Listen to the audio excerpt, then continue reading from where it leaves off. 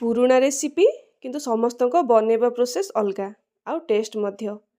खेतरू रोषेई घर पर्यंत प्रकृतिर नीरव सौंदर्य फूलकोबी जहाँ सिंपल करी को मध्य सुंदर कर दिए। साधारण pure perfectly shaped by nature. आजिर रेसिपी फूलकोबी आलू मटर करी। कोबी को काटिबा परे ताकू गरम पानी रे लूण और हळदी पकई हाफ एन आवर पई सोक करिबा परे ड्रेन आउट करि नेछि। एही प्रोसेस रे ही कोबी को क्लीन करंतु।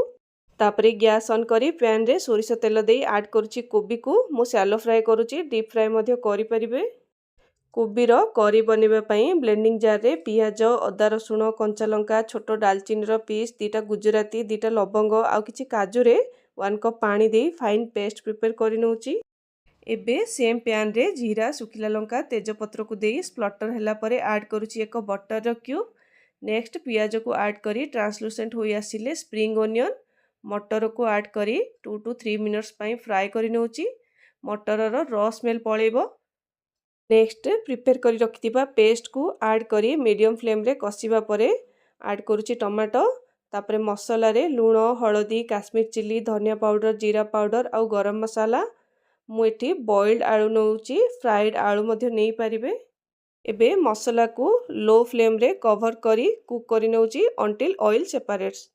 तापरे फ्राई करी रखिथिबा कोबी को ऐड करी अगेन कवर करि नउची सो दैट आलू कोबी मसाला को सोक करि परिबो। मसाला अधिक कुक हेले ही टेस्ट भलो आसे।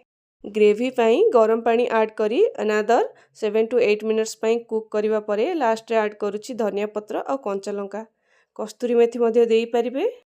एबे परफेक्ट कोबी आलू मटर करी रेडी टू सर्व।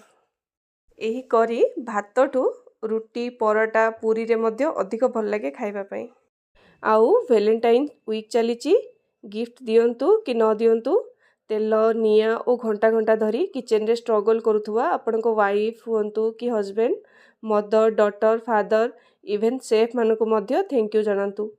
सेमानंको सबु एफर्ट्स आपण मानको भलो खाइबा प्रोवाइड करिबा पई। काहेकि ना समय और सम्मान बहुत इंपोर्टेंट लाइफ रे। वीडियोटी भल लागिले do try it and follow the page. Thanks for watching.